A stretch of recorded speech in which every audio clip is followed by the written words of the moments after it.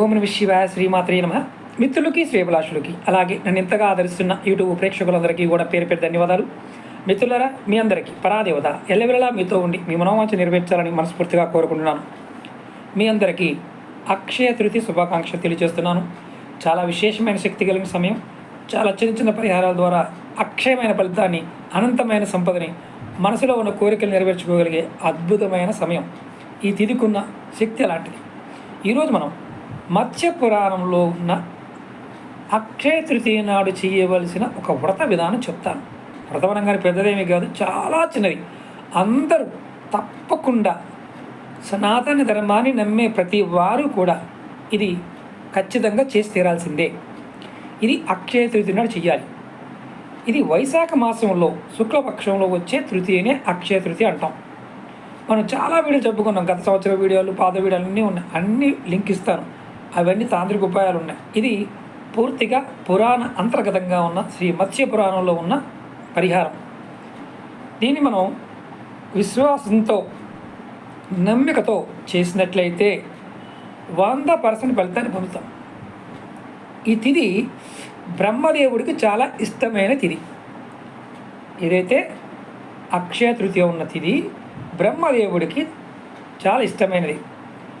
కాబట్టి ఈ పుణ్యతిథి నాడు ఎవరైతే ఉపవాసం ఉండి ఎలాంటి పుణ్యకార్యాలను ఆచరిస్తారో వారికి అంత శుభం కలుగుతుంది. ఆ రోజు ఉపవాసం ఉండి చేస్తే ఈ దివ్యమైన తిథి నాడు అంటే నాశనం అంటే క్షయము లేని దేవతలందరూ శ్రీ మహావిష్ణువుని పూజిస్తారు. ఎవరైనా సరే ఆ రోజు నారాయణ మంత్రాన్ని తలుచుకున్న వారికి ఆ తిథి అద్భుతమైన ఫలితాన్ని ఇస్తుంది. కాబట్టి దీన్ని అక్షయ తృతీయ అయ్యిందని మత్స్యపురాణం చెప్తుంది. ఎలా చేయాలో, ఏ విధంగా చేయాలో చెప్తాను. అలాగే మీకు ఈ వీడియో నచ్చినట్లయితే లైక్ చేయండి. ఛానల్ని కొత్తగా చూసే మిత్రులు సబ్స్క్రైబ్ చేసుకొని పక్కనే ఉన్న గంట సింబల్ని యాక్టివేట్ చేసుకోండి. లైక్ బటన్ ఖచ్చితంగా క్లిక్ చేయండి. అలాగే ఈ వీడియోని ఎంతమంది మిత్రులకి, మీ శ్రేయోభిలాషులకి, మీ కుటుంబ సభ్యులకి, అలాగే మీ ఫేస్బుక్, వాట్సాప్ గ్రూపులో షేర్ చేస్తారో అంతమందికి చేయండి. అంత పుణ్యాన్ని మీరు మూట కట్టుకున్నవారు అవుతారు.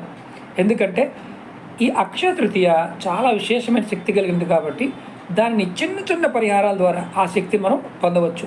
ఇలా జాతకం బాగోలేదండి, నాది అదండి, ఇదండి, ఇలాంటి వారు కూడా ఖచ్చితంగా ప్రయత్నం చేయండి.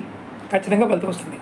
మీరేం చేయాలంటే అక్షయ తృతీయ నాడు అక్షింతలు నీళ్ళల్లో వేసి ఆ నీటిని స్నానం చేయాలి. ఇక్కడ ఒక అనుమానం ఉంటుంది. మనం అక్షంతలు అంటే పసుపు కలుపుకొని చేస్తుంటాం కదా, ఇరగకుండా ఉన్న బియ్యాన్ని అక్షంతలు అంటాం.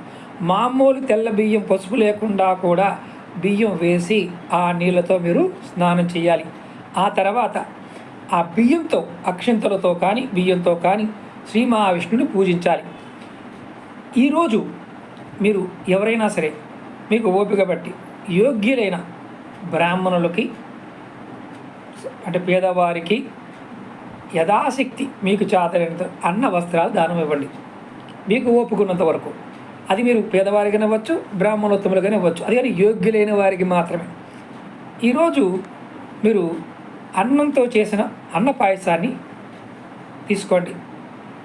ఈ విధంగా మీరు వైశాఖ శుక్ల తృతీయ నాడు ఈ వ్రతాన్ని ఆచరించి ఆ తర్వాత వచ్చే ప్రతి మాసంలో కూడా శుక్లపక్ష తృతీయ నాడు ఇదే విధంగా ఉపవాసం ఉండి శ్రీ మహావిష్ణువుని పూజించి మీరు చేస్తూ ఉంటే, అంటే 1 సంవత్సర కాలం పాటు చేస్తే మీకు రాజసూయ యోగం చేసినంత ఫలితం వస్తుంది. రాజసూయ యాగం చేసినంత ఫలితం అంటే అంత ఆషామాషా కాదు. మన పురాణాలను వింటూ ఉంటాం. అంత అద్భుతమైన ఫలితం ఉంటుంది. అలాగే ఈ వేసే అక్షంతలు ఏదైతే ఉన్నాయో బియ్యము విరగకుండా ఉండాలి. ఏమాత్రం విరగకుండా బియ్యం గింజలనే మీరు వాడాలి. ఆ ఇరిగిన వాటిని వాడకూడదు. మనకు బియ్యం లేవు, మేము ఉత్తరాదిలో ఉంటానంటే ఎవ్వరిని వాడవచ్చు. అంటే వరి ధాన్యాన్ని కానీ గోధుమల ధాన్యాన్ని కానీ ఎవ్వరిని కూడా మనం వాడవచ్చు. ఇలాగే ఈరోజు మీరు ఈ అన్నం కూడా అంటే మనం వరి బియ్యంతో చేసిన లేదంటే యవధాన్యము, గోధుమలతో వండిన ఆహారాన్ని మనం ఉపవాస సాయంత్రం పూట అన్నపాయసాన్ని కూడా మనం ప్రసాదంగా తీసుకోవచ్చు. ఇది చాలా తేలికైన గొప్ప పరిహారం. ఇది మనం చాలామందికి అనుమానం ఏంటంటే ఇవన్నీ నిజమా అంటూ ఉంటారు. ఇవన్నీ నిజమే. నమ్మి చేయండి. ఇది మత్స్య పురాణంలో ఉంది. మీరు ఎవరైనా సరే ఇది చదివిన వారు కానీ, చూసిన వారు కానీ, విన్నవారు కానీ ఉంటే ఖచ్చితంగా ఓం నమో నారాయణాయ అని కామెంట్ చేయండి. ఖచ్చితంగా ఆ పరంధాముడు మనకి ఈ సంవత్సరం ఎన్ని కష్టాలు ఉన్నా అద్భుతమైన ఫలితాలని ఇస్తాడు. ఓం నమః శివాయ. శ్రీమాత్రే నమః.